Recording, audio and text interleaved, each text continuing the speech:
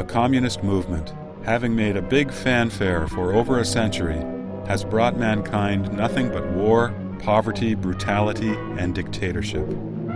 With the collapse of the Soviet Union and the Eastern European Communist parties, this disastrous and outrageous drama finally entered its last stage by the end of the last century.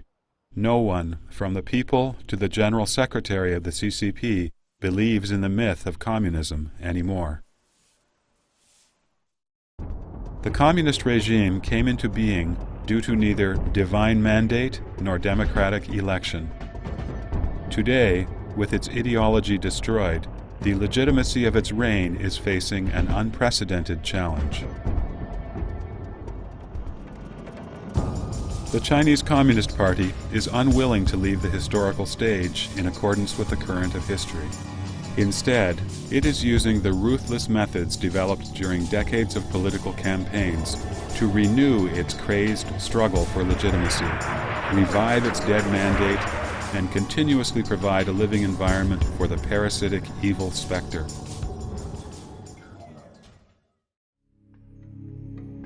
In this historical moment today, it is especially important for us to understand clearly why the CCP acts like a band of scoundrels and to expose its villainous nature, so that the Chinese nation can achieve lasting stability and peace, enter an era free of the CCP as soon as possible, and construct a future of renewed national splendor.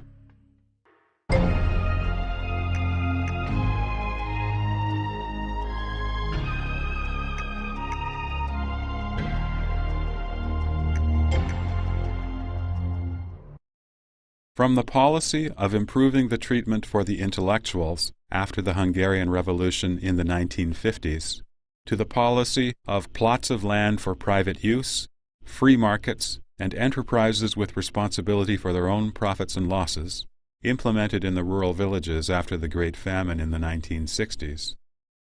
From the movement of ideological emancipation after the Great Cultural Revolution in the 1970s, to the deepening reform after the Tiananmen massacre in the 1980s.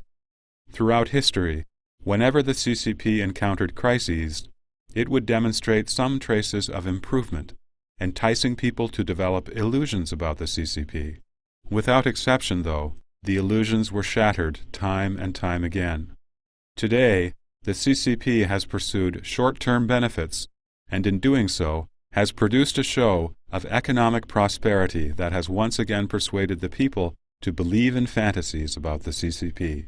Let us look at what the People's Daily, the mouthpiece of the CCP, said in a front-page story on July 12, 2004. Quote, "The historical dialectics have taught the CCP members the following. Those things that should be changed must change. Otherwise, deterioration will follow. Those that should not be changed must remain unchanged. Otherwise, it will lead to self-destruction." What is it that should remain unchanged? The People's Daily explains, quote, "The party's basic line of one center, two basic points must last solidly for 100 years without any vacillation." Unquote. Everything is clear. The communist evil specter's determination to maintain its collective interest and dictatorship never changes. The fundamental conflicts between the interest of the CCP and that of the nation and the people determine that this false prosperity will not last. The reform the CCP has promised has one purpose: to maintain CCP rule. It is a lame reform, a change in surface but not in substance. Underneath the lopsided development lies a great social crisis. Once the crisis breaks out, the nation and the people will suffer once again. It is true that communism has been defeated globally and is doomed to become more and more moribund. Nevertheless, the more corrupt a thing becomes, the more destructive it becomes during its struggle with death. With the change of leadership, the new generation of CCP leaders had no part in the communist revolution, and therefore have less and less prestige and credibility in managing the nation. Amidst the crisis of its legitimacy, the CCP's protection of the party interests has increasingly become the basic guarantee for maintaining the interests of individuals within the CCP. The CCP's nature is selfish. It knows no restraint. To discuss democratic improvements with the Communist Party is like asking a tiger to change its skin.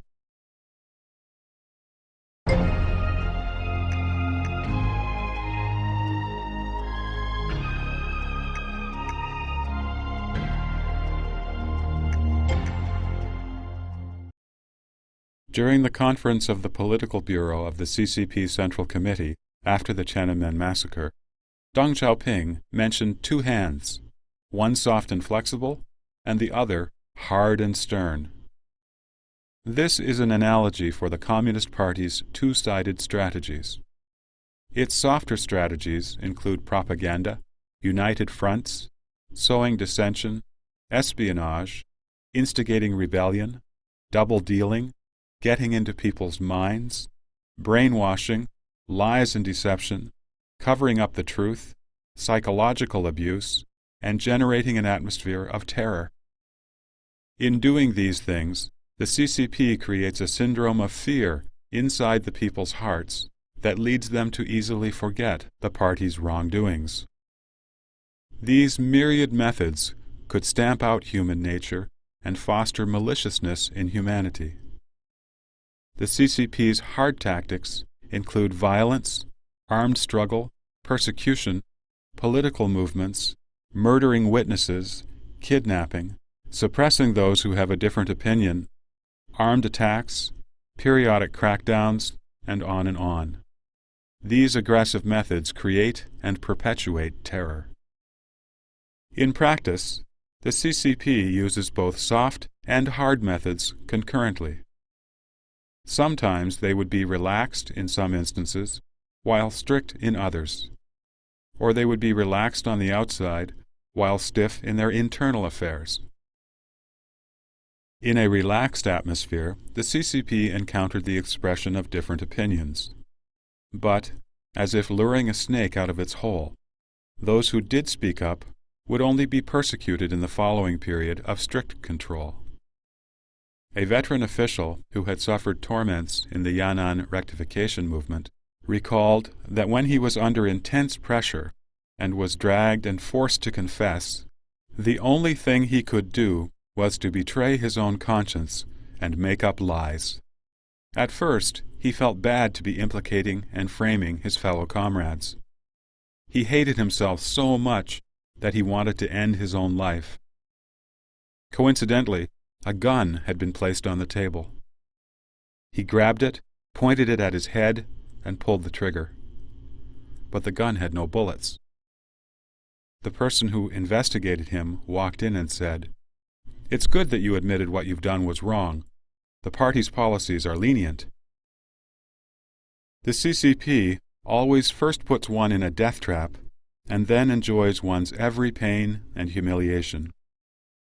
When one reaches the limit and just wishes for death, the party feigns kindness, coming out to show one a way to live.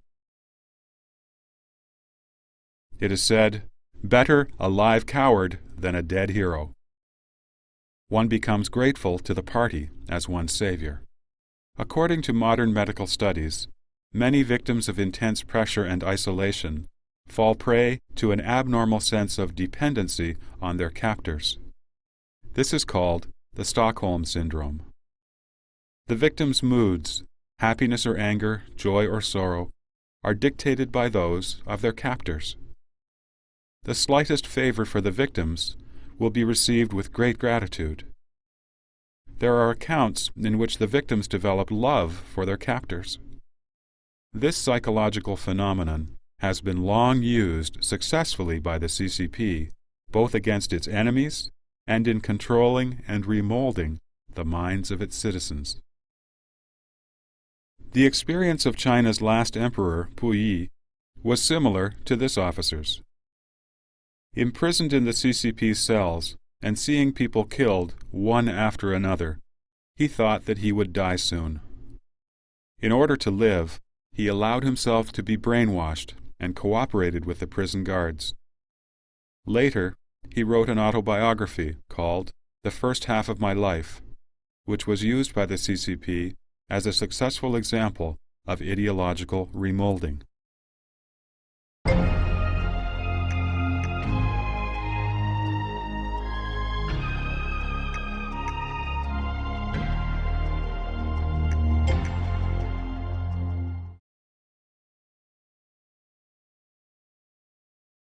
At the time of Mao Zedong's death, many Chinese shed a lot of tears in front of Mao's portrait, wondering, how can China continue without Chairman Mao?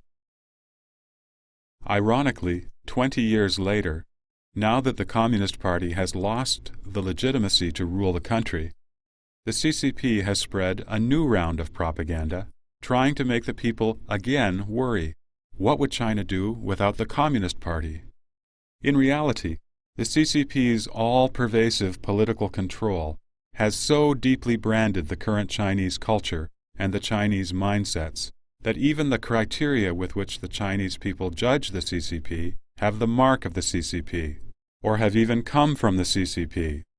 If, in the past, the CCP controlled people by instilling its elements into them, then the CCP has now come to harvest what it sowed.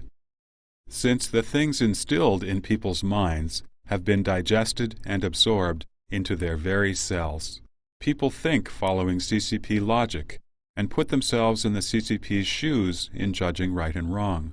Regarding the CCP massacre of student protesters on June 4, 1989, some people said, if I were Deng Xiaoping, I would have stopped the protest with tanks too. In the persecution of Falun Gong, some people are saying, if I were Jiang Zemin, I would eliminate Falun Gong too. About the ban on free speech, some people are saying, if I were the CCP, I would do the same. Truth and conscience have vanished, leaving only the CCP logic. This has been one of the vilest and most ruthless methods used by the CCP, true to its unscrupulous nature. As long as the moral toxins instilled by the CCP remain in people's minds, the CCP can continue to gain energy to sustain its sinful life. The question, what would China do without the CCP? This mode of thinking fits the CCP's aim of having people reason using party logic.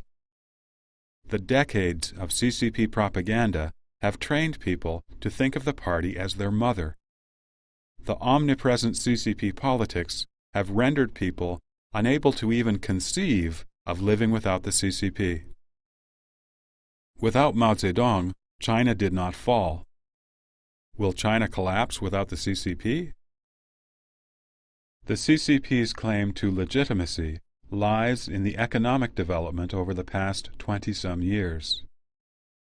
But, tracing it back throughout history, the reform in Chinese rural villages in Anhui province was initiated by the peasants themselves. The reform in the cities came from requests by business leaders to loosen government restrictions. In reality, these developments were gradually achieved by the Chinese people after the fetters of the CCP were slightly relaxed, and therefore have nothing to do with the CCP's own merit.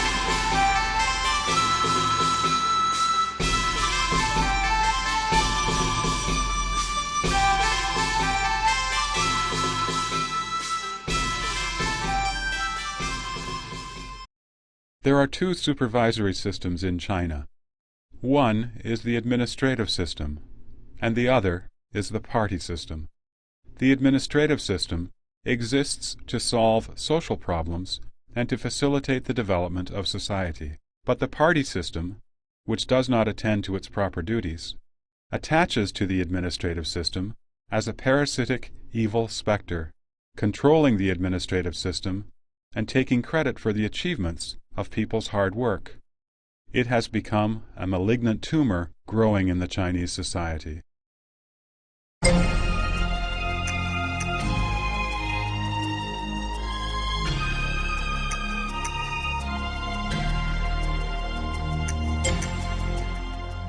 The CCP has, however, claimed this economic development as its own achievement, asking people to be grateful for it, as if none of these developments would have taken place without the CCP. We all know, though, that many non-communist countries achieved faster rates of economic growth a long time ago. The CCP attributes anything bad to reactionary forces and the ulterior motives of certain individuals, while crediting everything good to the party leadership. For example, the winners of Olympic gold medals are required to thank the party, and the party then congratulates itself as a great nation of sports.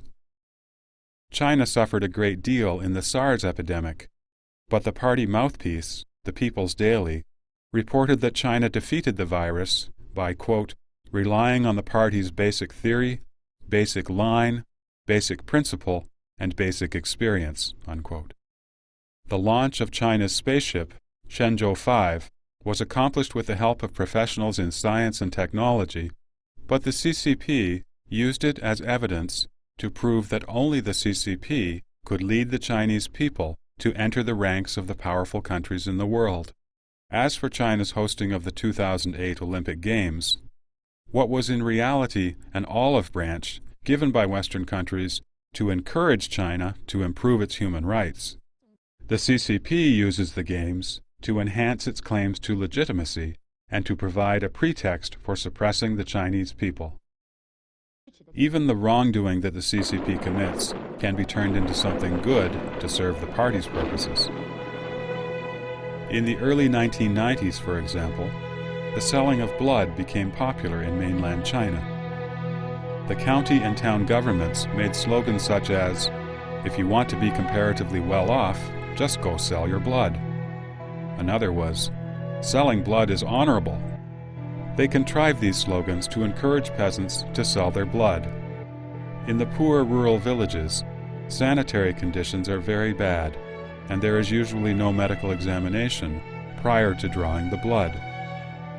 As a result, many peasants have been infected with AIDS. In Henan province alone, hundreds of AIDS-infected villages have emerged, and about 1 million people have been infected with HIV. But the CCP has treated the spread of AIDS as a state secret and forbids investigation. A grassroots-level official even openly said, quote, "The AIDS patients are not human, they are ghosts. When they all die, the AIDS problem will be over." Unquote. When, through the great efforts of some medical workers and the international society, the truth about the rampant spread of AIDS in China could no longer be covered up, the CCP suddenly created a new identity. It carefully mobilized its propaganda machine, utilizing everyone from well-known actors to the party's general secretary, in order to falsely portray the prime culprit, the CCP, as a blessing for the patients, a destroyer of AIDS, and a challenger to disease. In dealing with such a serious life-and-death issue, all the CCP could think of was how to use the issue to glorify itself. Only a schemer as vicious as the CCP is capable of such ruthless behavior, brazenly and underhandedly taking credit and utterly disregarding human life.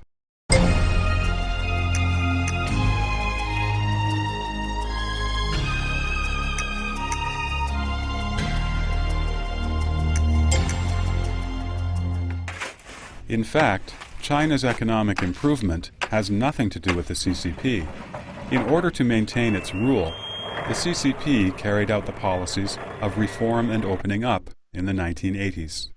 Its eagerness for quick success has placed China at a disadvantage, termed by economists as the curse of the latecomer.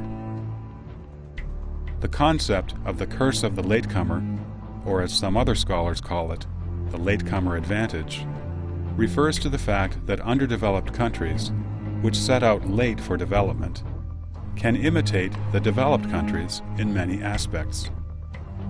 This imitation can take two forms: imitating the social system or imitating the technological and industrial models. Imitating a social system is usually very difficult, since system reform would endanger the vested interests of social or political groups. Thus, underdeveloped countries are inclined to imitate developed countries' technologies. Although technological imitation can generate short-term economic growth, it may result in many hidden risks or even failure in long-term development. It is precisely the curse of the latecomer, a path to failure, that the CCP has followed. Over the past 2 decades, China's technological imitation has led to some achievements, which have been taken by the CCP for its own advantage, in order to prove its legitimacy and to enable it to continue to resist political reform that would undermine the CCP's own interests. Thus, the long-term interests of the nation have been sacrificed. In comparison, since abandoning communism, Russia has carried out economic and political reforms. After experiencing a short period of agony, it has now embarked on a path of rapid growth and development. From 1999 to 2003, Russia's GDP increased by a total of 30%. The living standards for its residents have significantly improved. Western business circles have begun not only to discuss the Russian economic phenomenon, but have also begun to invest in Russia, the new hotspot, on a large scale. Russia's rank among the most attractive nations for investments has jumped from 17th in 2002 to 8th in 2003, becoming one of the world's top 10 most popular nations for investment for the first time. Even India, a country that, to most Chinese, is poverty-stricken and full of ethnic conflicts, has enjoyed a significantly expedited development and has achieved an economic growth rate of 7 to 8% per year since its economic reforms in 1991. India has a relatively complete legal system and a market economy. It has a healthy financial system, a well-developed democratic system, and a stable public mentality. The international community has recognized India as a country of great development potential.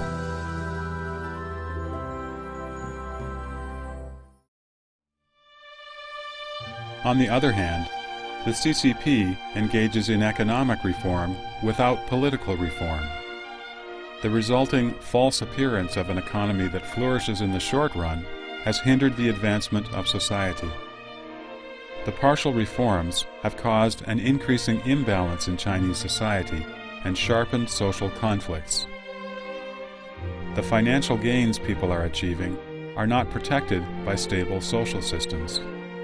And furthermore, in the process of privatizing the state-owned properties, the CCP's power holders have abused their positions to fill their own pockets.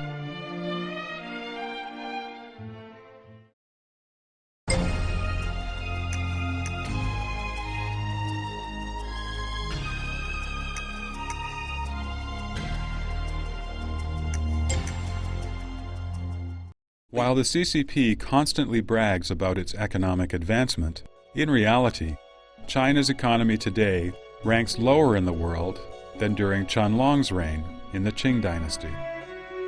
During the Qianlong period, which was in the 1700s, China's GDP accounted for 51% of the world total. When Dr. Sun Yat-sen founded the Republic of China, the KMT period, in 1911, China's GDP accounted for 27% of the world total. By 1923, the percentage dropped, but still was as high as 12%.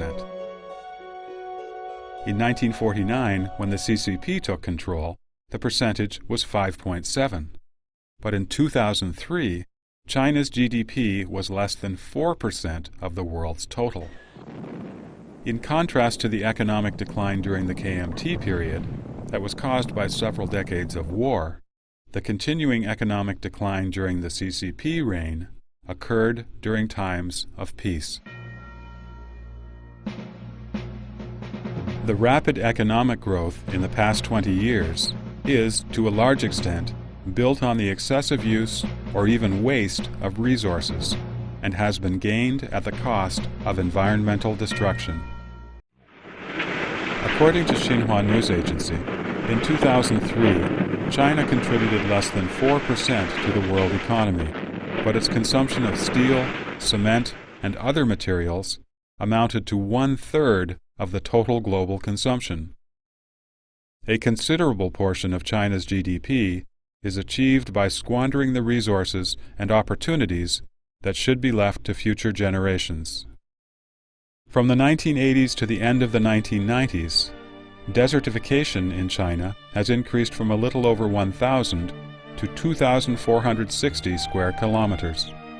The per capita arable land decreased from about 2 mu in 1980 to 1.43 mu in 2003. The widespread upsurge in the conversion of farmland to land for development has led China to lose 100 million mu of arable land in just a few years' time. However, only 43% of the confiscated land is actually used.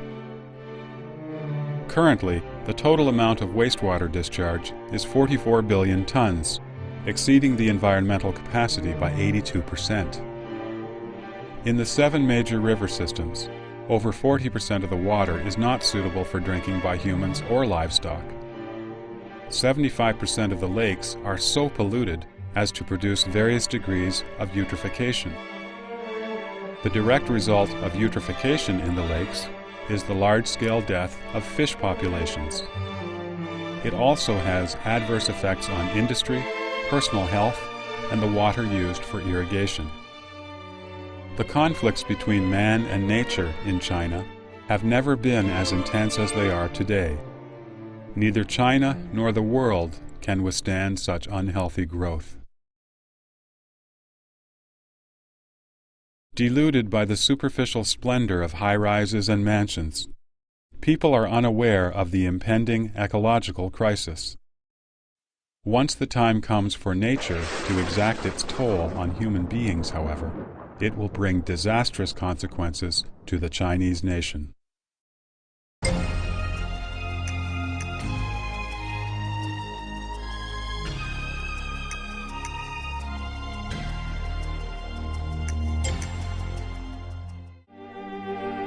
The CCP relied on peasants to gain power.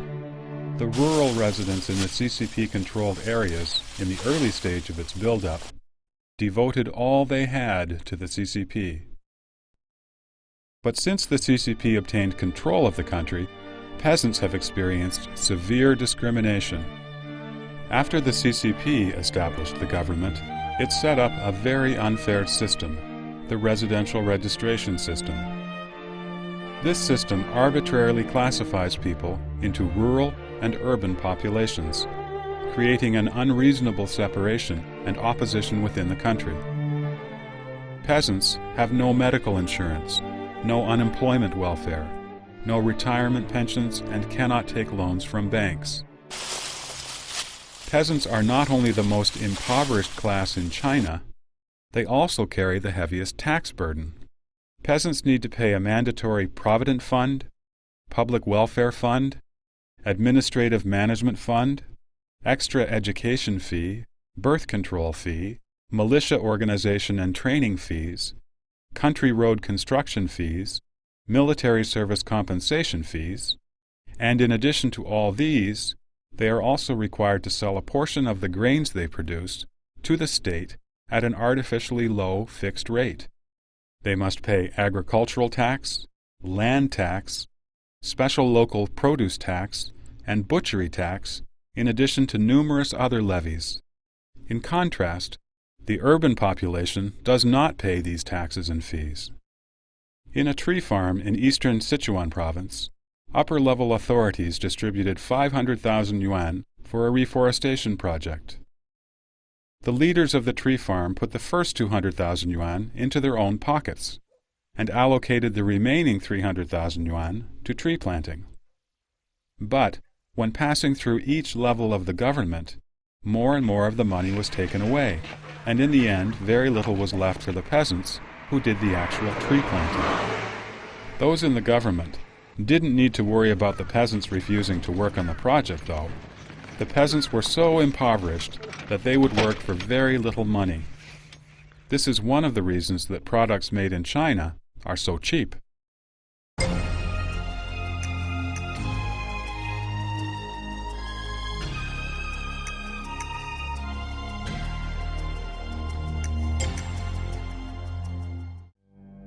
Many people believe that trade with China will promote human rights, freedom of speech, and democratic reform in China. After more than a decade, though, it is clear that this assumption is only wishful thinking. A comparison of the principles of doing business in China and in the West provides a good example. The fairness and transparency of Western societies are replaced in China by nepotism, bribery, and embezzlement. Whether China decides to buy new aircraft from France or the United States depends on which country keeps quiet on the CCP's human rights issues. Many Western businessmen and politicians are driven and controlled by economic profits from China. Some information technology companies from North America have supplied specialized products to the CCP to block the Internet. In order to gain entry to the Chinese market, some Internet websites have agreed to censor themselves and filter out information disliked by the CCP. This huge blood transfusion to the CCP economy from foreign capital is very apparent. But in the process of investment, foreign capital did not bring with it the concept of democracy, freedom, and human rights as fundamental principles for the Chinese people. In its propaganda, the CCP boasts about the unconditional cooperation and even flattery given by foreign investors and foreign governments for the CCP. By making use of China's superficial economic prosperity, CCP officials have become extremely adept at colluding with businesses to divide state wealth and block political reforms. People are often heard to say, "I know the CCP often lied in the past, but this time it's telling the truth." Ironically, in retrospect, this was what people would say each time the CCP made a grave mistake in the past. This reflects the ability the CCP has acquired over the decades to use lies to fool people.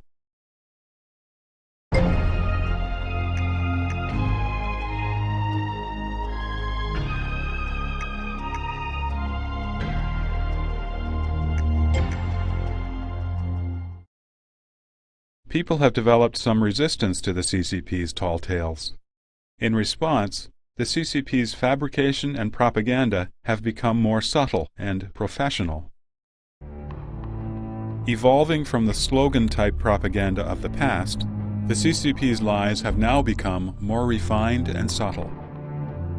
Particularly under the conditions of the information blockade the CCP has erected around China, it makes up stories based on partial facts to mislead the public, which is even more detrimental and deceptive than the tall tales. Consider how CCTV News reported on SARS in the beginning of April 2003. 在中国，中国人民的，包括广东人民的生活生产的秩序是正常的。 At that time, the outside world suspected that China had hidden information about the epidemic. But CCP reports told the following story. As soon as SARS appeared, governments at central and local levels mobilized experts to give timely treatment to patients, who were later discharged from hospitals upon recovery. Troublemakers have been frightening people into stockpiling goods to avoid having to go out if the disease becomes widespread. The government has wasted no time to stop these rumors and is taking steps to prevent their spread so that social order can be effectively ensured. A very small number of anti-China forces groundlessly suspect a cover-up by the Chinese government. Most countries and people do not believe these rumors, though. The upcoming Guangzhou Trade Fair will have the largest participation ever from businesses around the world. Tourists from overseas have confirmed that it's safe to travel in China. In particular, experts from the World Health Organization have publicly stated that the Chinese government has been forthcoming in cooperating and taking the appropriate measures to deal with SARS, so there should be no problems. And specialists gave the go-ahead in Guangdong province for field inspection by the WHO. That was the story they told. Under this kind of media atmosphere, everything seems transparent. The CCP appears to have acted responsibly to protect the people's health and had convinced the people that the CCP hadn't hidden anything. However, on April 20, 2003, the Information Office of the State Council announced in a press conference that SARS had indeed broken out in China, and thus indirectly admitted that the government had been covering up the epidemic. People then began to see the truth and understand the deceptive, villainous methods employed by the CCP.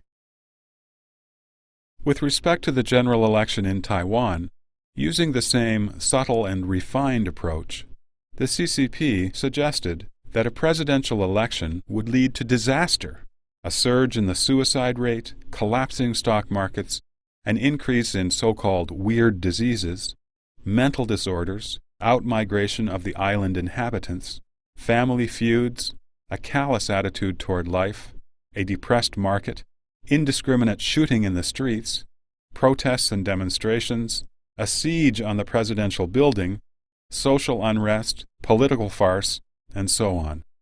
The CCP filled the heads of the people in mainland China with these ridiculous ideas on a daily basis in an attempt to lead them to believe that all of these calamities would be the natural result of an election, and therefore that China should never hold democratic elections. In today's Internet era, if you visit the CCP's official Xinhua website or the People's Daily online, you will find indeed that there are quite a few reports that contain negative information about China. Firstly, this is because there is too much bad news circulating rapidly in China these days, and the news agency has to report these stories in order to stay credible. Secondly, the standpoint of such reports conforms with the CCP interests and CCP policy. That is, quote, minor criticism offers great help, unquote. The reports always attribute the cause of bad news to certain individuals, having nothing to do with the party, while crediting party leadership with any solution. The CCP skillfully controls what to report, what not to report, how much to report, and whether to have the Chinese media or the CCP-controlled overseas media report it. The CCP is proficient at manipulating bad news into something that can achieve the desired result of winning people's hearts. Many youth in mainland China feel that the CCP now offers a good degree of freedom of speech, and thus they have hopes for and are appreciative of the CCP. They are the victims of the so-called refined strategies of the iniquitous state-controlled media.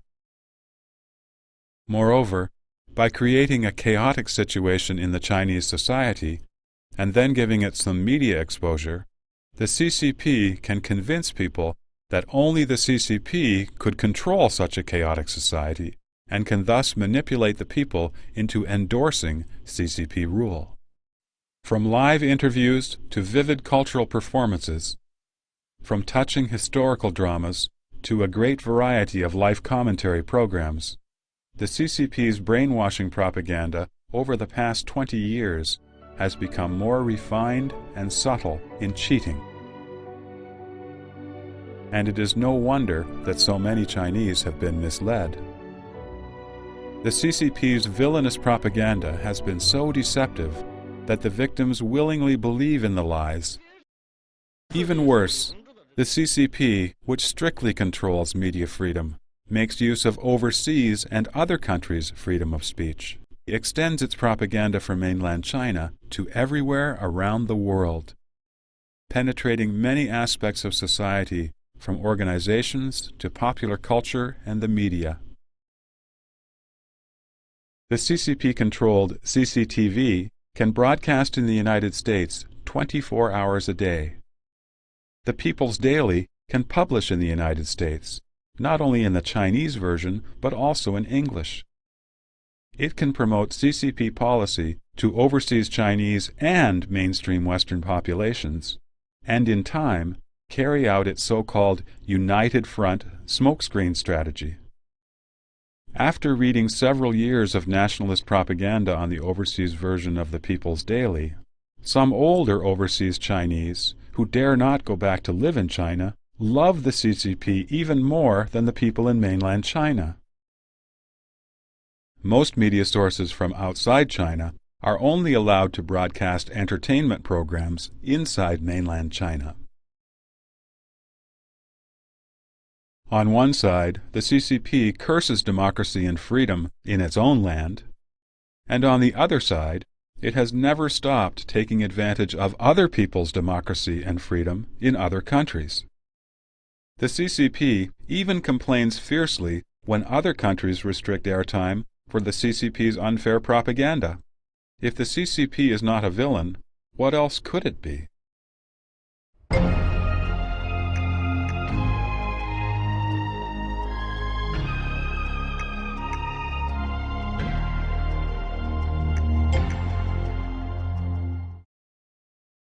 In a democratic nation, sovereignty should lie in the hands of the people, which is in line with the principles of heaven and earth. If a nation claims to be democratic, and yet sovereignty does not rest with its people, it is definitely not on the right track, and can only be regarded as a deviation. And this nation would certainly not be a democratic nation. How could democracy be possible without ending party rule and without a popular election? Return people's rights to the people. The preceding quotation sounds like something that would be written by what the CCP would call its overseas enemies, intent on slamming the CCP.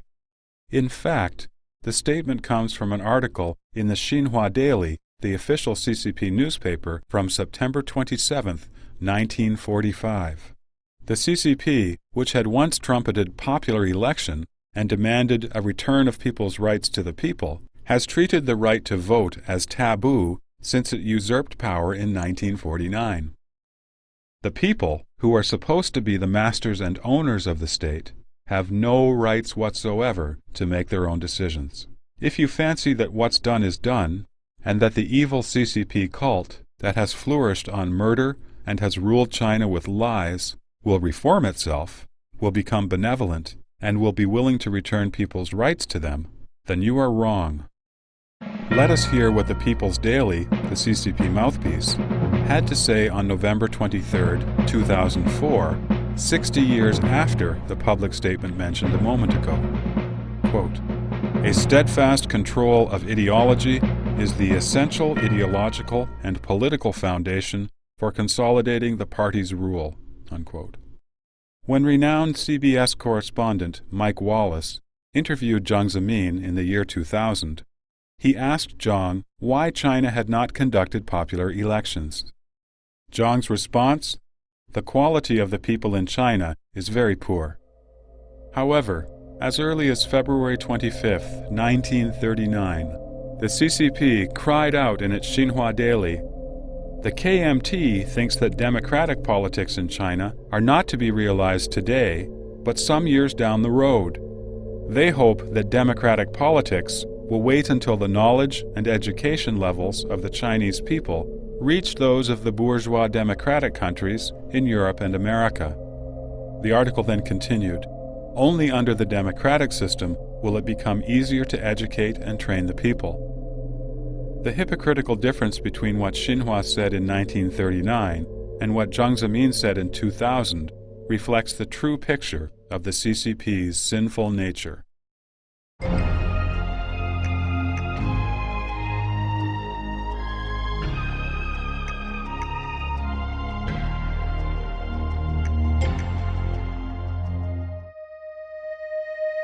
After the Tiananmen Square massacre in 1989, the CCP re-entered the world stage with a miserable human rights record.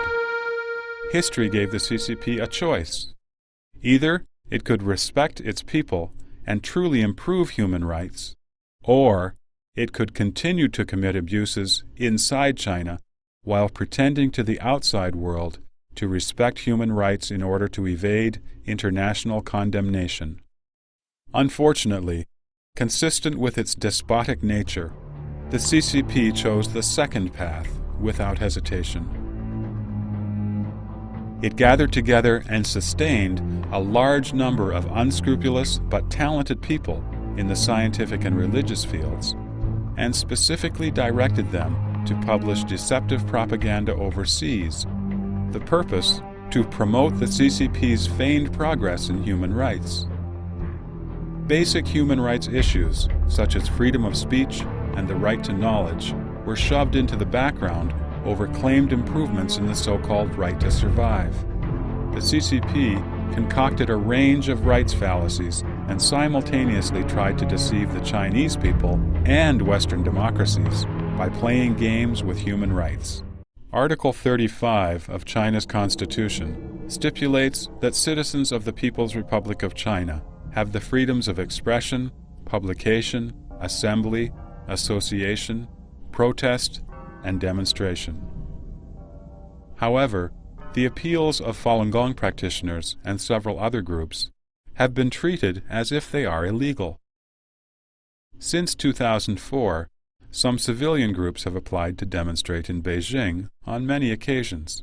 Instead of granting approval, the government arrests the applicants. The CCP Constitution affirmed the one country, two systems policy for Hong Kong, and that there would be no change regarding Hong Kong for 50 years. And yet, it has tried to change the two systems into one by attempting to pass tyrannical legislation, Basic Law Article 23, within just 5 years after Hong Kong's return to China. The Chinese now appear to speak their minds more freely, and besides, the Internet has allowed news to travel faster. So, the CCP claims that it now allows freedom of speech, and quite a number of people have fallen for this. This is a false appearance. It is not that the CCP has become benevolent, rather, the party cannot stop social development and technological advancement. Let us look at the role the CCP is playing regarding the Internet. It is blocking websites, filtering information, monitoring chat rooms, controlling emails, and incriminating Internet users. Everything it does is regressive in nature. Today, with the help of some capitalists who disregard human rights and conscience, the CCP police have been equipped with high-tech devices by which they are able to monitor from inside a patrol car every move Internet users make. In reality, China's biggest human rights abuser is the CCP itself, as well as its former General Secretary, Jiang Zemin, former Secretary of the Political and Judiciary Commission, Luo Gan, Minister Zhou Yongkang, and Deputy Minister Liu Jing of the Ministry of Public Security. The facade they put up of punishing human rights abusers is rather like a thief shouting, "Catch that thief!"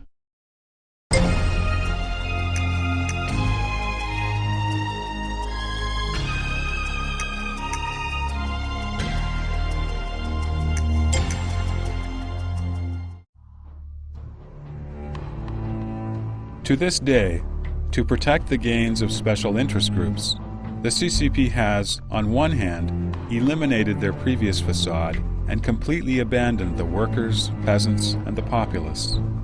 On the other hand, they have advanced their deceitful and villainous means as more and more of the CCP's human rights abuses are exposed to the international community.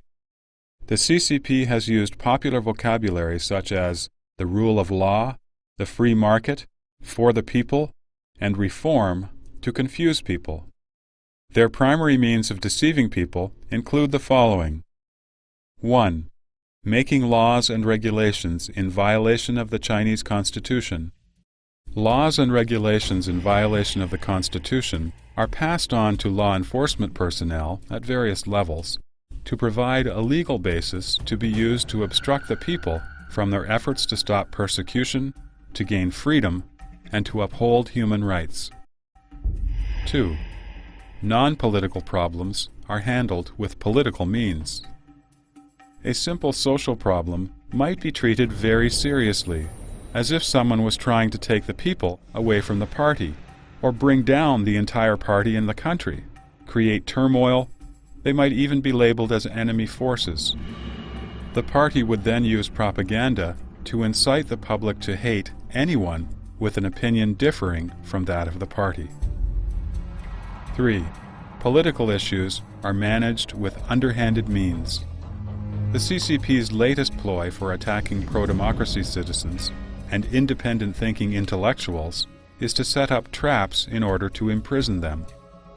Such traps include false accusations of civil offenses such as prostitution and tax evasion. The attackers keep a low profile to avoid condemnation by outside groups. These alleged crimes, which are often enough to ruin the reputations of the accused, are also used to humiliate the victims in public. 4. Making use of forming a so-called united front to dress up the CCP. The CCP knows that its words have no credibility. Thus, one of the CCP's 3 strategies, United Front, has become ever more so its productive armor in days of peace. It extensively trains, supports, and bribes a large number of famous people, overseas media sources, especially Chinese media, as well as Western politicians and businessmen, and scholars. The CCP has them all wave the flag and shout in support of the CCP's basic policies, and carry out the deceptive strategy of, quote, minor criticism offers great help, unquote. All of this is done, in fact, in order to help the CCP maintain its control.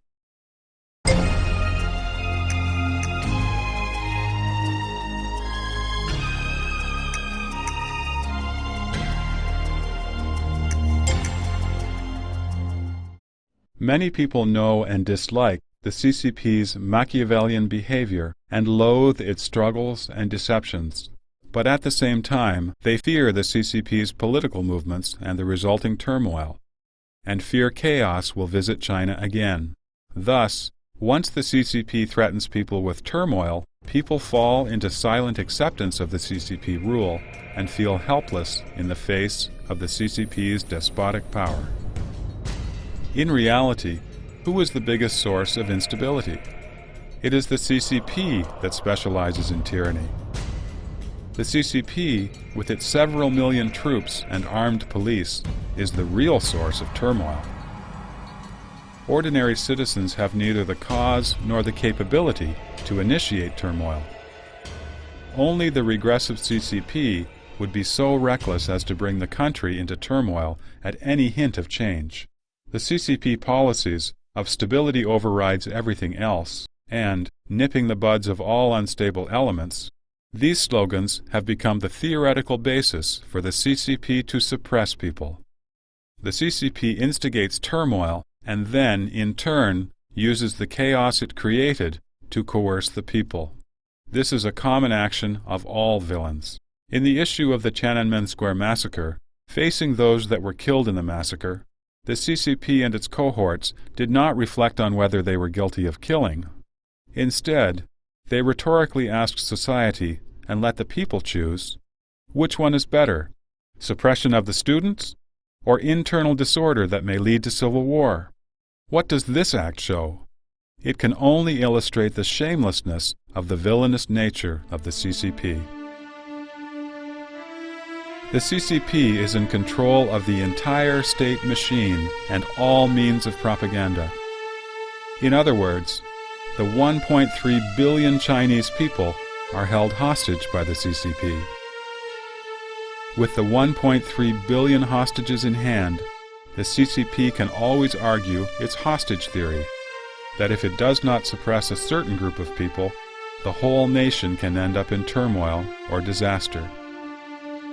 Using this as an excuse, the CCP could suppress any individual or group at will, and its suppression could always be so-called justified.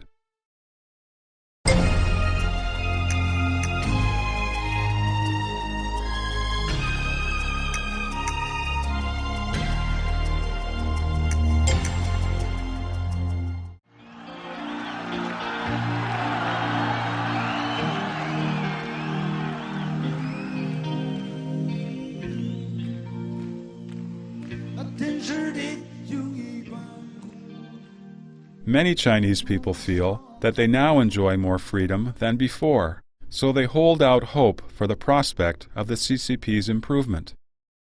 As a matter of fact, the degree of freedom bestowed upon people depends on the CCP's sense of crisis. The CCP would do anything to maintain the collective interests of the party, including giving so-called democracy, freedom, or human rights to the people.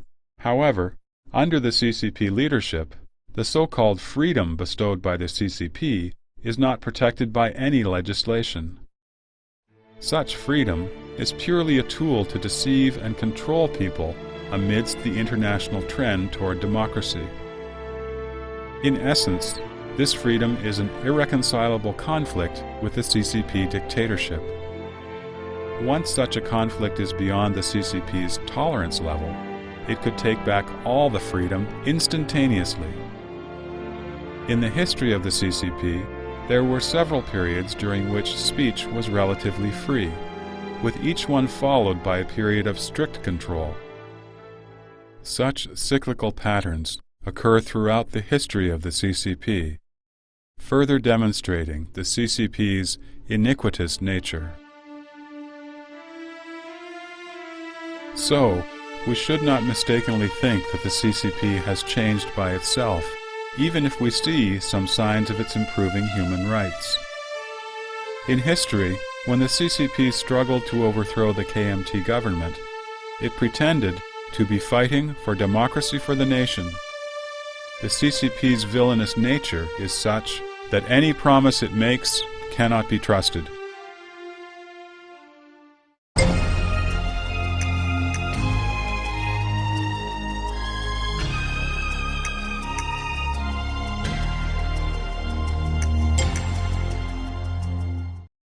Liberate Taiwan and Unify Taiwan have been the CCP's propaganda slogans over the past few decades. By means of this propaganda, the CCP has acted like a nationalist and a patriot. Does the CCP truly care about the integrity of the nation's territory? In the early days, when the CCP set up the Chinese Soviet during the KMT reign, Article 14 of its constitution stated that any ethnic groups or any provinces inside China can claim independence. In today's words, they allowed one country, two systems, or two Chinas, with one inside the other. In 1945, the Soviet Red Army entered northeast China and committed robbery, murder, and rape, but the CCP did not utter a word of disapproval. Similarly, when the Soviet Union supported Outer Mongolia to become independent from China, the CCP was once again silent. At the end of 1999, the CCP and Russia signed the China-Russia Border Survey Agreement. In this agreement, the CCP accepted the war-won concessions that China had given Russia during the time of the Qing Dynasty, more than 100 years ago, and sold out over 1 million square kilometers of land to Russia, an area as large as several dozen Taiwans. With respect to other border issues, such as the Nansha Islands in the South China Sea and Diaoyu Island in the East China Sea, the CCP does not care at all, since these issues do not impact the CCP control of power. The CCP has made a fanfare of so-called unifying with Taiwan, which is merely a smokescreen and a devious means to incite blind patriotism and keep public attention off domestic conflict.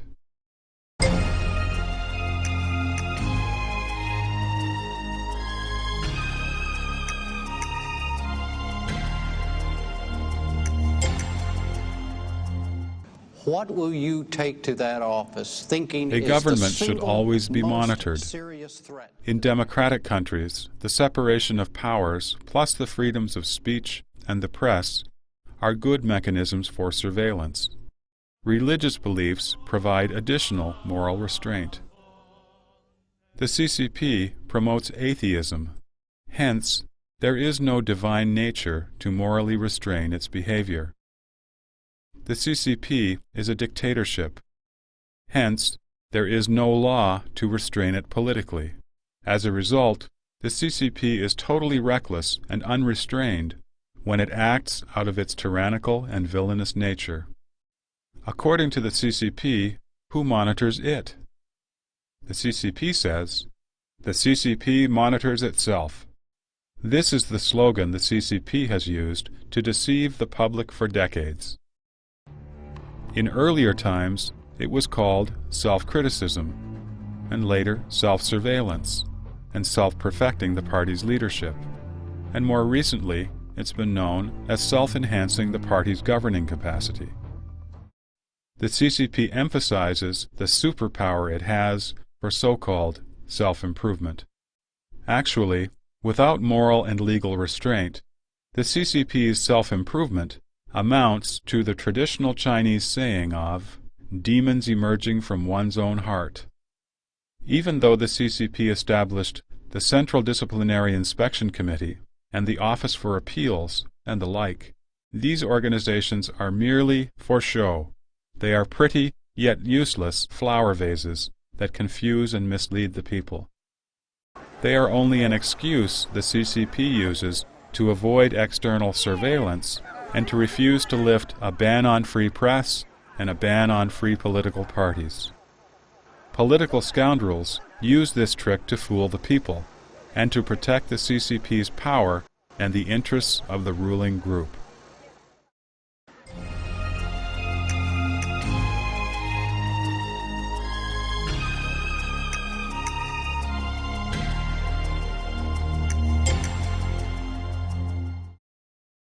The CCP has promoted many exemplary cadres and has often attracted some idealistic and diligent people to join the party in order to enhance the party's image. As a matter of fact, the Communist Party leaders transmitted only empty words when they promulgated the following slogans: "Communist moral quality" and "Serve the people." The inconsistency between Communist leaders' actions and words can be traced all the way back to their founding father, Karl Marx. Marx bore an illegitimate son. Lenin contracted syphilis from prostitutes. Stalin was sued for forcing a singer into a sexual relationship with him. Mao Zedong indulged himself in lust. Jiang Zemin is promiscuous. North Korea's demonic killer Kim Il-sung and his children led a decadent and wasteful life. Many high-level officials lose their positions in power struggles in China's political arena because of corruption. But these are the very people who promote honesty and selflessness in public meetings, while in private they engage in bribery, corruption, and other decadent activities. Many of the so-called people servants have fallen this way. The CCP does not believe in its own doctrines, but forces others to believe in them. This is one of the most insidious methods used by the CCP cult. The CCP knows that its doctrines are false, and that the idea of socialism has already gone bankrupt and is untrue. The CCP doesn't believe in these doctrines itself, but forces other people to believe in them. It persecutes people who do not believe in them. The CCP has shamelessly written such deceitful ideology into the Constitution as the foundation of the Chinese state.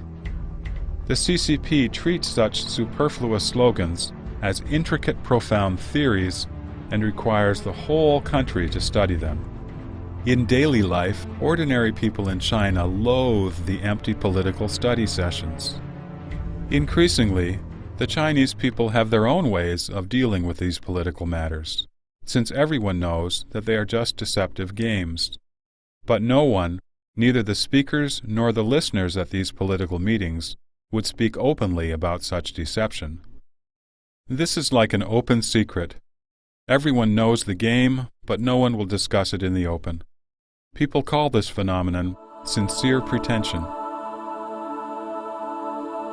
When the pretending has been gradually molded into 1 billion-plus people's thinking, and their habits have become the party's culture, the society itself becomes false, pretentious, and inane. Lacking honesty and trust, the society is in crisis. Why has the CCP created these conditions? In the past, it was for its ideology. Now, it is for its benefits. The CCP members know that they are pretending, but they pretend anyway. If the CCP did not promote such slogans and formalities, it couldn't bully people. It couldn't make people follow and fear it. Among the CCP members, there has never been a lack of righteous people who are concerned about the country and its people. Nor has there been a shortage of honest and upright officials who have truly served the people. But in the CCP's machinery of self-interest, these officials cannot survive.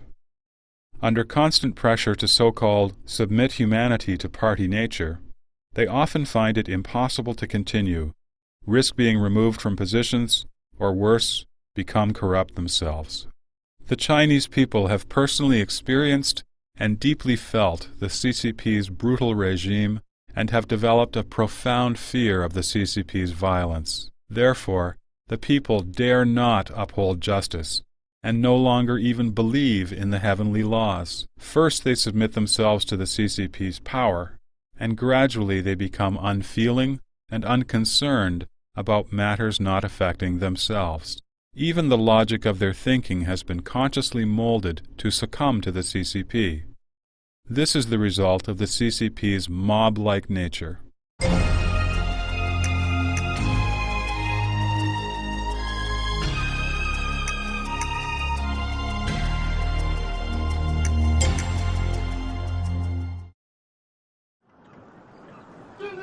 The CCP uses slogans of patriotism and nationalism to incite people. They are not only the CCP's main rallying cries, but also its frequently issued orders and time-tested strategies. In all cases, including matters related to Taiwan, Hong Kong, Falun Gong, and the collision between a U.S. spy plane and a Chinese fighter jet, the CCP has used the combined method of high-pressure terror and collective brainwashing, thus bringing the people to a warlike state of mind. This method is similar to that used by the Nazis. By blocking all other information, the CCP's brainwashing has been incredibly successful. Even though the Chinese people do not like the CCP, they think in the twisted mode instilled by the CCP. During the U.S.-led Iraq War, for instance, many people were stirred up when watching the daily analysis on CCTV.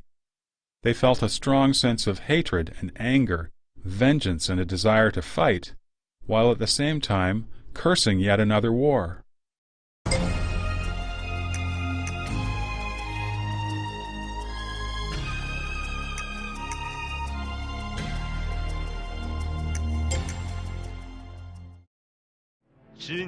One of the phrases the CCP often uses to intimidate people is, threatens the extinction of the party and the country, thus placing the party even before the country.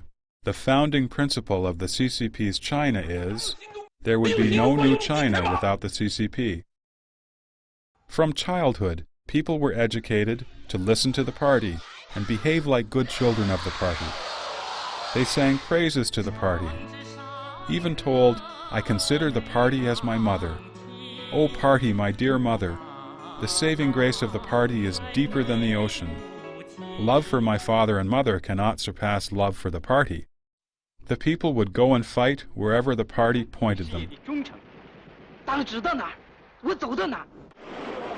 When the government offered disaster relief, people would thank the party and the government, first the party and then the government. A military slogan reads, the party commands the gun. When designers came up with the uniform for court judges, they put 4 golden buttons on the neckband of the uniform. The buttons are lined up from top to bottom to symbolize the party, the people, the law, and the country. This indicates that even if you are the judge, the party will forever be positioned above the law, above the country, and above the people. The party has become supreme in China, and the country has become the party's subordinate. The country exists for the party, and the party is said to be the embodiment of the people and the symbol of the country. Love for the party, party leaders, and the country have all been mixed together, which is the fundamental reason why patriotism in China has become twisted. The CCP has made many blunders in history, but it has always put the blame on certain individuals or groups through so-called redress and rehabilitation. This has not only made the victims deeply grateful for the CCP, but also allowed the CCP to completely shirk any responsibility for its criminal deeds. The CCP claims itself to be not only unafraid of making mistakes, but also good at correcting them. And this has become the CCP's magic potion with which it repeatedly escapes culpability. Thus, the CCP remains forever great, glorious, and correct. The CCP may one day decide to redress the Tiananmen Square massacre and to restore the reputation of Falun Gong. But these are simply Machiavellian tactics that the CCP uses in a desperate attempt to prolong its dying life. The CCP will never have the courage to reflect on itself, to expose its own crimes, or to pay for its own sins. Actually, the history of the CCP is a history that rips people's memories apart. The next generation does not know the truth about the previous generation. It is a history where over 1 billion people live in great conflict. Conflict between cursing the past of the CCP and having hopes for the present CCP, and about how they suffered through the process of the conflict. All of the CCP's efforts are to make people forget. All the people's struggles are to try to remember.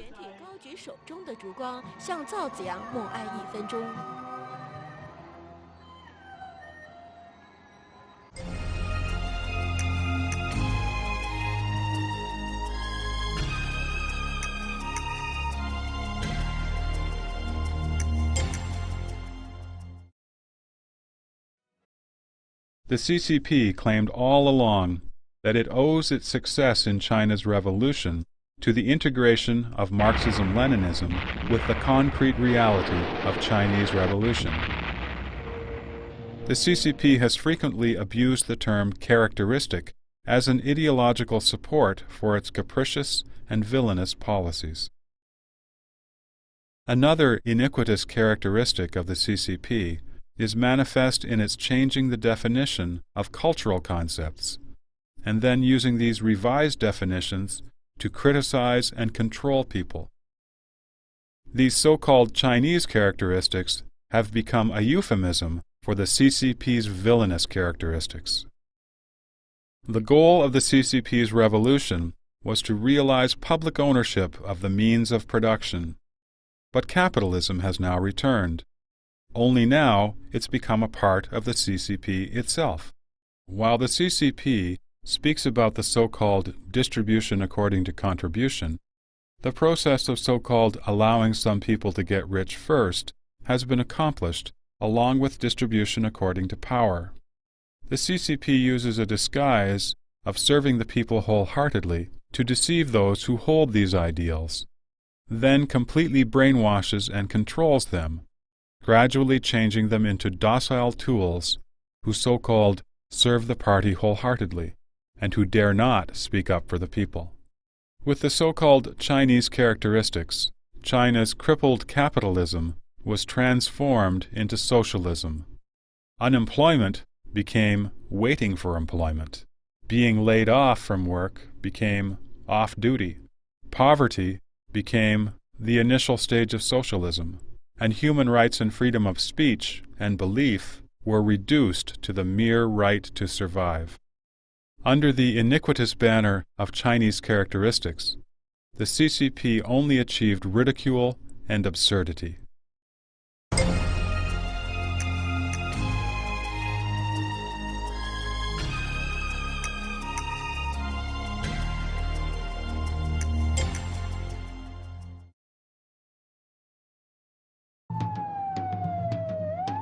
The CCP, which rules by devious means, also essentially needs a corrupt society as an environment in which to survive. That is why the CCP tries everything it can to drag the people down to its own level. No business can be done without buying expensive meals and offering bribes. No wealth can be made without embezzlement and corruption. Having mistresses has become a social trend, and the honest get the short end of the stick.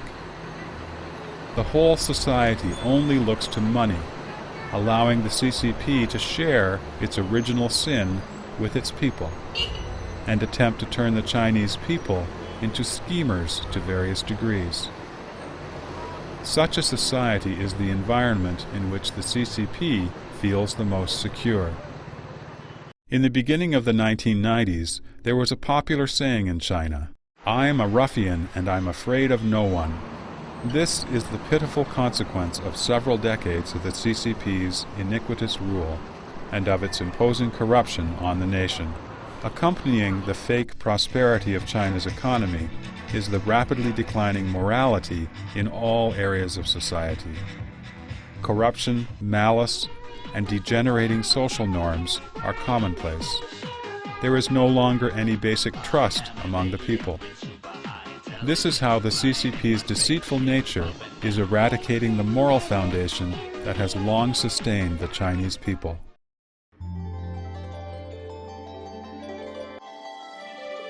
In comparison with China's 5,000-year history, the 55 years of the CCP's rule are but the blink of an eye. Before the CCP came into existence, China had created the most magnificent civilization in the history of humankind. No society in the world has stopped its progress because of the end of one dynasty or kingdom.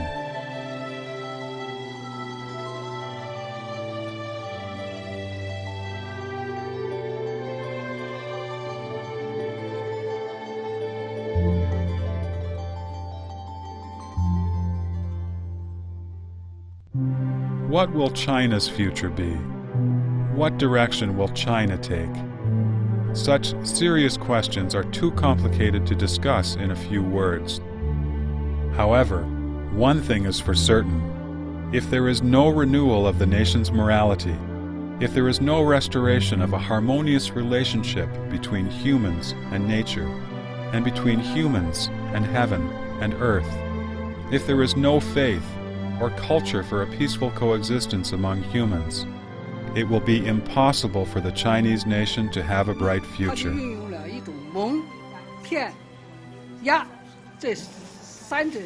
三管齐下。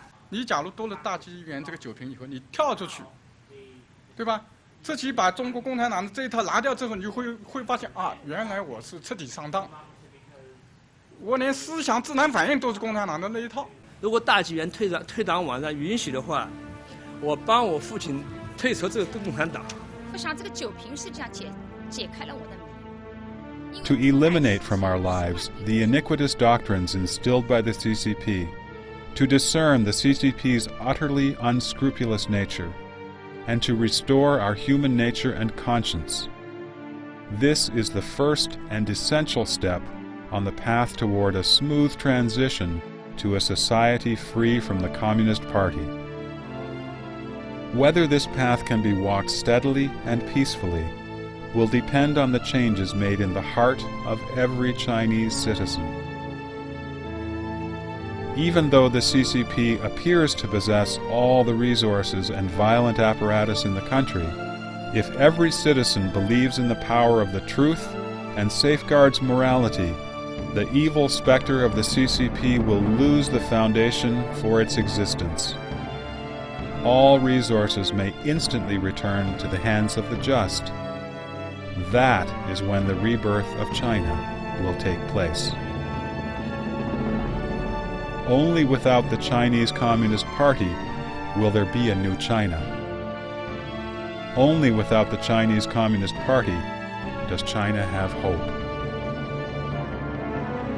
Without the Chinese Communist Party, the upright and kind-hearted Chinese people will rebuild China's historical magnificence.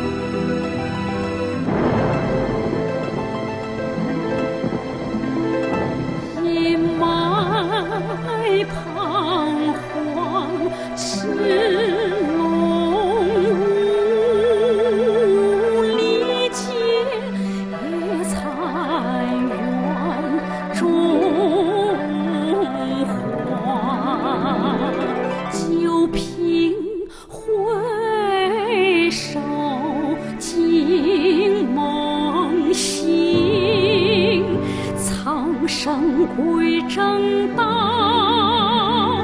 江山复清明，苍生归正道。